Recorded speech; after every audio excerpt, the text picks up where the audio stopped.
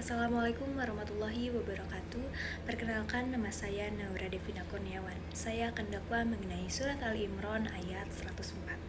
Bismillahirrahmanirrahim. Allah Subhanahu wa taala berfirman dalam surah Ali Imran ayat 104 yang berbunyi, Bismillahirrahmanirrahim. Wal takum minkum ummatun yad'una ilal khairi wa ya'muruna bil ma'rufi wa yanhauna 'anil munkar wa ulaika humul muflihun. Yang artinya, dan hendaklah ada di antara kamu segolongan umat yang menyuruh kepada kebajikan, menyuruh kepada yang ma'ruf dan mencegah dari yang mungkar. Mereka itulah orang-orang yang beruntung. Hadirin yang dirahmati Allah, ayat ini bukan hanya perintah biasa. Ini adalah identitas. Allah tidak mengatakan semua orang harus menjadi penceramah, tetapi Allah menegaskan harus ada di antara kita yang mengajak kepada kebaikan.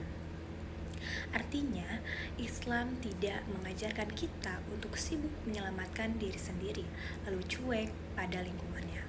Kita tidak bisa berkata, yang penting aku sudah baik, karena dalam ayat ini keberuntungan tidak hanya diberikan kepada orang yang berbuat baik untuk dirinya, tetapi kepada mereka yang mengajak orang lain kepada kebaikan. Mengajak kepada kebaikan tidak selalu berarti berdiri di mimbar atau berbicara di depan banyak orang.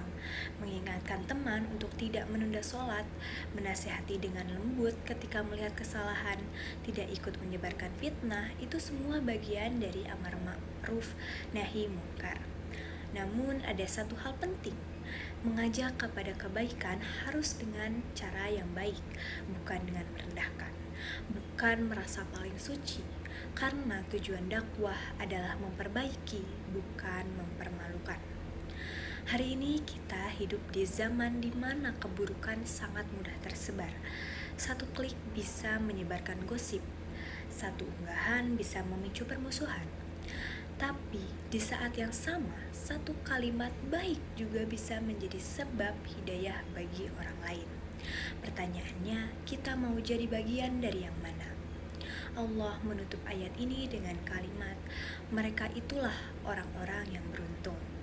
Beruntung di dunia karena hidupnya bermanfaat, beruntung di akhirat karena mendapat ridho Allah. Maka mari kita mulai dari diri kita sendiri. Perbaiki niat, perbaiki akhlak, lalu perlahan ajak orang lain kepada kebaikan sesuai kemampuan kita. Karena menjadi umat yang menyeru kepada kebaikan bukan sekadar pilihan tambahan, tapi tanggung jawab kita sebagai muslim. Semoga Allah menjadikan kita termasuk orang-orang yang beruntung, sebagaimana disebutkan dalam ayat ini. Amin ya robbal alamin. Terima kasih. Wassalamualaikum warahmatullahi wabarakatuh.